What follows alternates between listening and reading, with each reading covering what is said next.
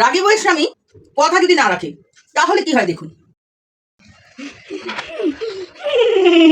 আমার বর ঘরে আসছে না, আমাকে বলছে সরস্বতী পুজো তো ঘুরতে নিয়ে জায়গা, কিন্তু তো নিয়ে যাওয়া গেল না। এই রাত পর্যন্ত আমি রেডি হয়ে বসে রইলাম, এ তো নেই চলে গা।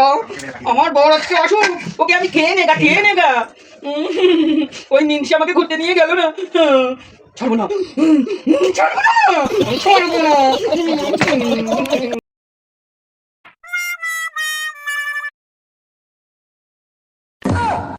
ও মা, এই দরজার মেয়ে ছেলেটা সামনেই বসে আছে, আমি এখন কোথায় যাব? রাত্রিও তো হয়েছে, আমি বাইরে থাকবো না ঘরে থাকবো? এ তো ঢুকলি তো আমাকে পিটাবে।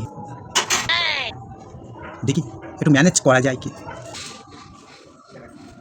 দরজাটা খুলে রাখি, যদি তারপরে পালিয়ে যেতে পারো। এই কে রে, কোন মুখ পোড়া? তুই তুই ঢুকেছিস ঘরে? এই কেন রে ঘরে ঢুকেছিস? রাত হয়েছে, ঘরে ঢুকবো না তো কি বাইরে থাকবো? দরজাটা দে তো একটু। কেন? দরজাটা দে না। কেন দেবো?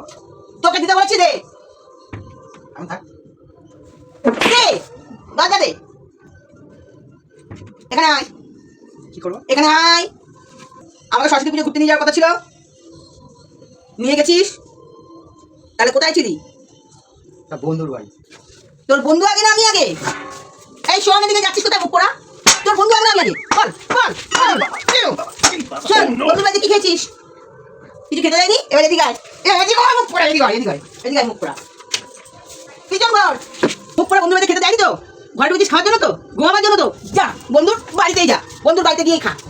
দূর হ, মুখ পোড়া দূর হ, একদম ঘরে আসবি না। তোর এই ঘরে কোনো জায়গা নেই, শুধু টাইমে মাসে মাসে টাকা পাঠিয়ে দিবি। ভাগ। আমাকে ঘুরতে নিয়ে নেই যায়, আমি ওকে ছেড়ে দেগা।